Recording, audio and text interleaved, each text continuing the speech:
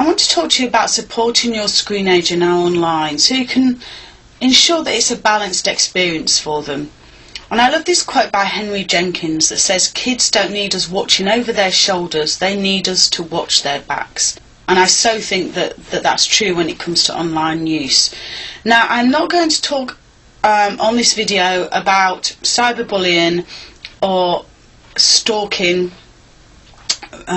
or any of that kind of horrific stuff, because I haven't got enough time. And what I really want to talk to you about on this is the things that aren't being discussed anywhere else, really. So the things that parents need to know that aren't appearing in the papers. The first one I want to talk about is resilience. Now, Baroness Susan Greenfield talks a lot about this. She said we should look at the screen experience and see what it is delivering versus what it is not delivering. And she says for sure it's a great focused experience, but she believes it's void of any meaning or significance. And really, what she believes that the online world is missing is real world consequences. And the fact that our young people can die in a game and get up and start again, can put a comment on Facebook and then just walk away from their computer. They can see something they don't like and they just delete it from their stream. What is happening is that our young people are getting less resilience. They're less able to recover from experiences in the real world. And this is certainly being seen in companies. They find that their young employees are finding it very, very difficult to deal with bad experiences. Now, as a parent, if you're somebody that overprotects your child in the real world, so whatever's happening to them in the real world, you step in and you take over, then they're absolutely not getting this experience that they need. So if we know that their online use means that they have very real consequences, then we need to ensure that the real world that they live in is where they experience this.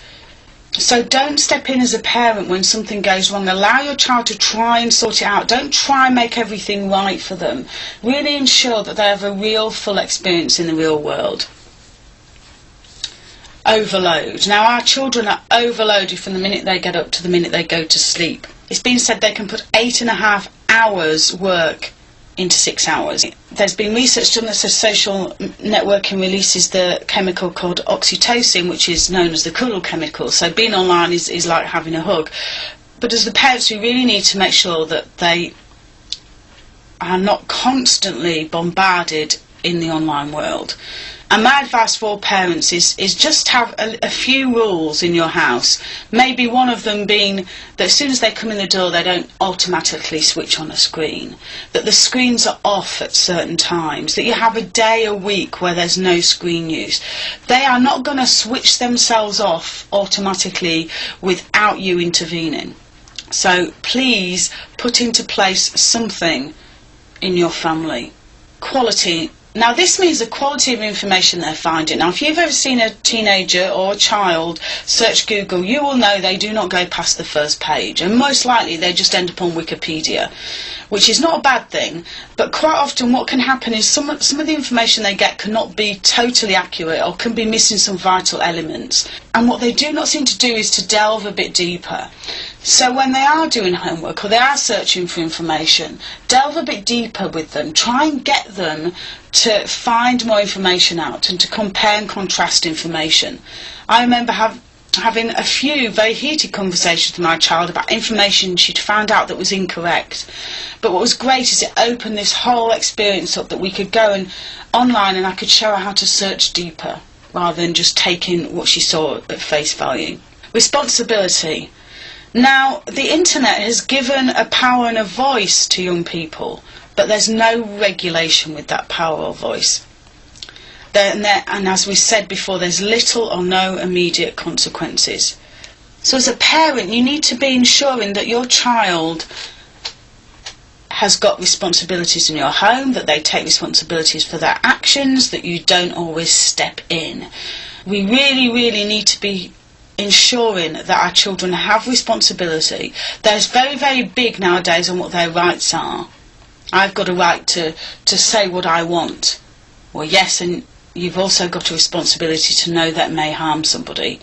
So always, as the parent, always step in and try and help your child work out what their responsibilities are. Digital imprint. This is something that has been in the press a lot recently, as the CEO of Google said that by the time young people were 21 they'd have to change their names to get away from the online imprint that they'd left.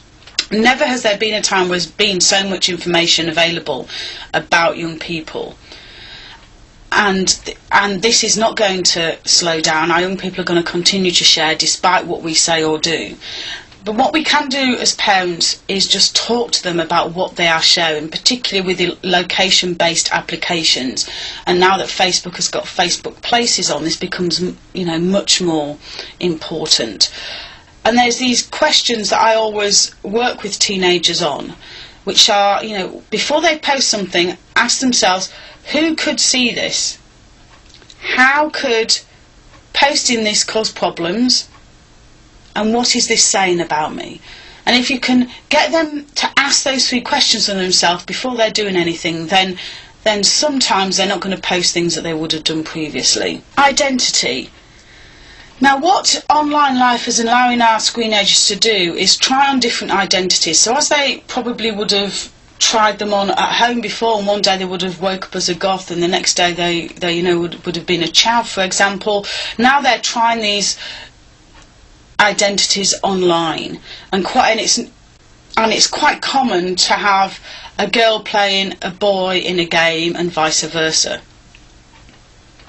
As parents, don't react to all these different online identities, just let them have them. Don't make them wrong for trying out all these different identities. You might just want to question them a little bit about them, just saying, oh, last week I saw that you were like this and this week you're like this, what's changed? What you as a parent need to do though is always make sure that this child knows what's important to them and knows who they really are. So, constantly tell them what they're great at. Constantly ask them what's important to them. Always bring them back to themselves, because never before have you been able to, manage so many different versions of yourself. And the final thing here is pressure. The online world is doing a lot of pressure, particularly to girls. They know that they are one YouTube away from being famous. So every minute of every day, you've probably got to look okay. You can no longer kind of have an awful down day, because if you're, even if you're sat there in your PJs, somebody might want to come online and talk to you on video cam. It's a very difficult thing for parents to grasp, because it's not a world that we're used to. I mean, if we don't want to go online, we'll switch our webcam off. If we don't want a picture taken of us, we'll tell somebody. But this is not the world that our young people grew up in. So we need to help them realise that they have permission to say, don't post that picture. Or, that they can so easily untag themselves.